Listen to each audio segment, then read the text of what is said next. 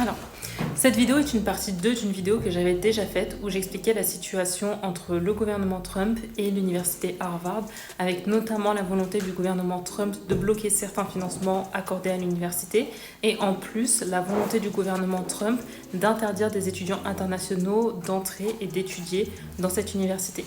Donc dans cette vidéo, ça va être tout simplement une update de la situation et notamment qu'est-ce qui se passe et qu'est-ce qui va se passer dans les prochains jours. Pour rappel, le 5 juin 2025, Donald Trump a interdit à des étudiants internationaux pour une durée de 6 mois leur entrée sur le territoire américain. Le président américain a notamment invoqué des raisons de sécurité nationale. De plus, le président a également demandé au département d'État de révoquer le visa de certains étudiants internationaux qui sont déjà présents à l'université Harvard. Harvard a qualifié cette décision de mesure de représailles illégale, également une violation du premier amendement, affirmant que le gouvernement américain cherche à contrôler la gouvernance de l'université, ainsi que les programmes d'études et l'idéologie de l'université. L'université a affirmé son objectif à protéger les étudiants internationaux qui représentent un quart des étudiants qui sont présents dans cette université. Plusieurs juges fédéraux, et notamment Alison Burroughs, a bloqué à plusieurs reprises les tentatives du gouvernement pour notamment ne pas impacter et pour ne pas pénaliser les étudiants internationaux qui sont déjà présents dans l'université.